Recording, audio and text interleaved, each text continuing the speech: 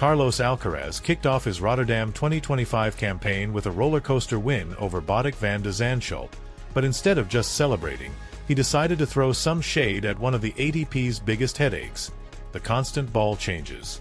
And honestly, he's got a damn good point. After grinding through a three-set battle, 7-6, 3-6, 6-1, Alcaraz sat down for his post-match chat and wasted no time addressing what's been driving players crazy for ages. Man, I had some solid training sessions to get used to the court, but then, boom, new balls. It all feels super fast at first, then after just a couple of rallies, the ball turns into a freaking watermelon. It's like trying to smash a pillow across the net, he joked, half laughing, half frustrated. But let's be real, it's not just about the inconvenience.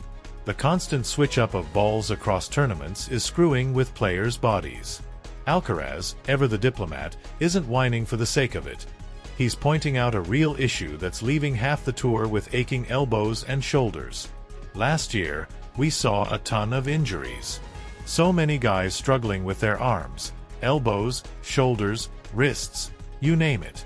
It's like we're part-time tennis players, full-time patients. Something's gotta change, he said, shaking his head. The Spaniard also threw a subtle jab at how chaotic the whole situation is. Dude, it's like every week we're playing a different sport. New balls, different conditions, totally new feel. How the hell are we supposed to adapt? By the time you finally get the hang of it, you're already on a plane to another tournament with, you guessed it, new freaking balls, he laughed. Alcaraz, though, isn't one to moan and do nothing about it. I mean, I'm good for now. Knock on wood, right? But I see my fellow players struggling, and it's not fair. We need some kind of consistency. Otherwise, we're all gonna need a second career in physical therapy, he added with a grin.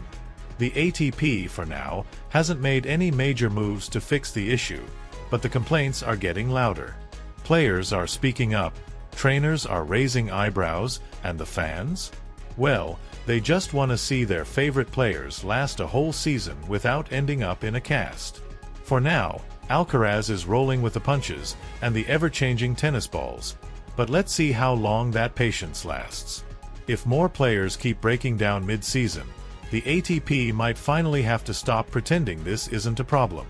Until then, players will just have to keep adjusting and praying their shoulders hold up. Carlos Alcaraz keeps pushing hard in his preparation and hopes to be at 100% for the upcoming tournaments. But hold up, the big news isn't just about his tennis, it's about his team. The Mercian has just made a surprise addition to his coaching staff because, apparently, in 2025, he's leaving absolutely nothing to chance. And yeah, he's pulling the same move he did with Ferrero and Samu Lopez, but this time, it's with his physiotherapists. The result? More muscle in his team. Literally. To distribute the workload, or just to avoid completely burning out his usual physio, Alcaraz has decided to bring in Fran Rubio, an old friend of his who will now take on a more stable role in the team, replacing Juanjo Moreno in several tournaments.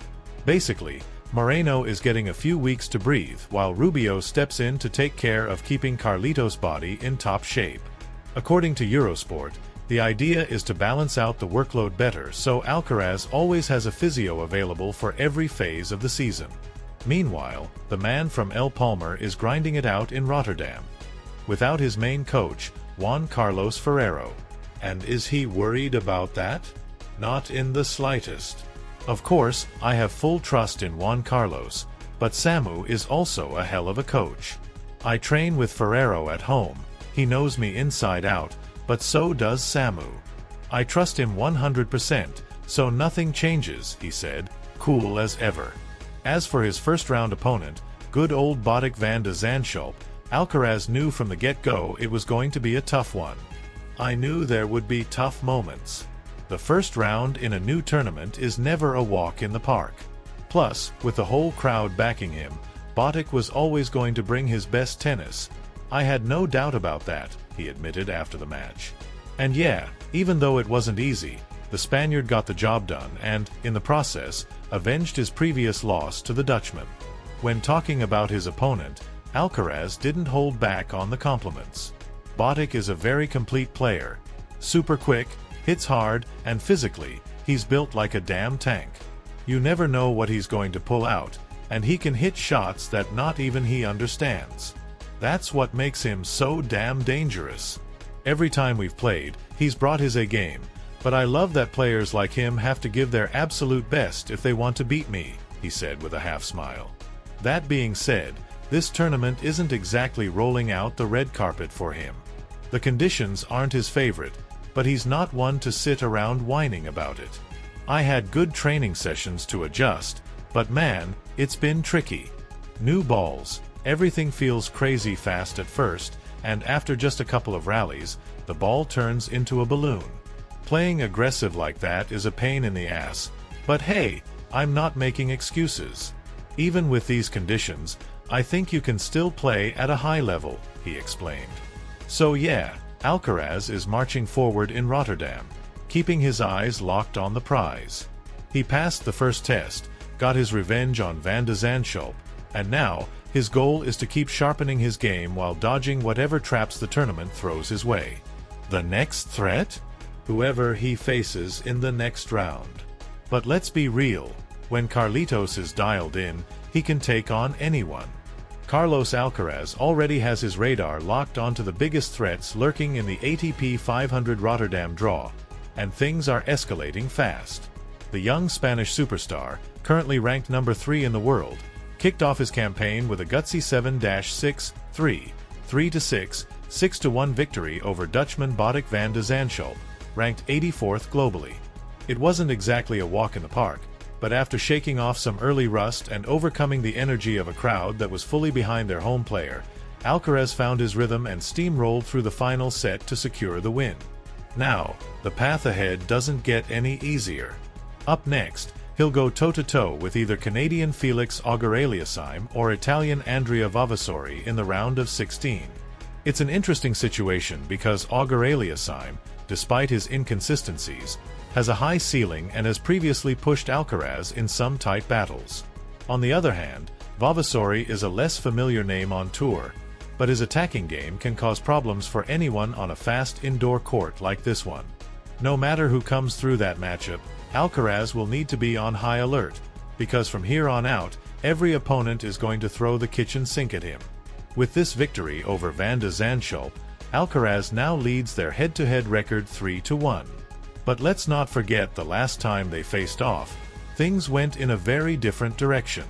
At the US Open, the Dutchman shocked the tennis world by sending Alcaraz packing in the second round with a clinical straight sets win, 6-1, 7-5, 6-4. It was a brutal wake-up call for the Spaniard, who was expected to make a deep run in New York but instead found himself catching an early flight home. Fast forward to Rotterdam, and Alcaraz made sure to settle that score, proving that he's not the type of guy to forget a loss like that. Revenge?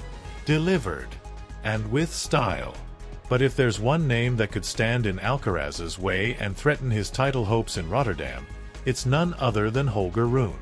The Danish dynamo is out to make a serious statement in 2025, and he's playing like a man on a mission. After putting up a valiant effort at the Australian Open, where he eventually fell to champion Jan-Nick Sinner, Rune arrived in Rotterdam with his foot firmly on the gas pedal. His first-round performance? Absolutely terrifying. He demolished Lorenzo Sonego, a player who had already impressed in Melbourne, taking him down in straight sets, 7-6, 4, 6-4, without even hitting top gear. Rune is no stranger to Alcaraz. The two have developed one of the most exciting young rivalries in men's tennis, and if they do cross paths in Rotterdam, it's going to be an absolute spectacle. Both players have explosive games, insane shot-making ability, and an intensity that keeps fans on the edge of their seats. If they meet, expect fireworks. Of course, this is tennis. Nothing is set in stone. Both players still have obstacles to overcome before a potential showdown, and there are plenty of other dangerous contenders lurking in the draw. But make no mistake, if Alcaraz and Rune keep winning, the tension is going to build, and we could be in for an epic battle between two of the sport's biggest young stars. So, are we witnessing the early chapters of an Alcaraz versus Rune rivalry that could define this era? Maybe. One thing's for sure, both of them are here to dominate, and neither is planning on leaving Rotterdam without a fight. And hey, if you're loving the action, don't forget to smash that subscribe button and drop a like. At Tennis Extra, we bring you the best coverage, in-depth analysis, exclusive interviews, and non-stop updates on the biggest tournaments and hottest players. Whether it's dramatic comebacks, next-gen rivalries, or behind-the-scenes exclusives, we've got you covered. Join our community and be part of the electrifying world of tennis. Because trust us, this season is shaping up to be one hell of a ride.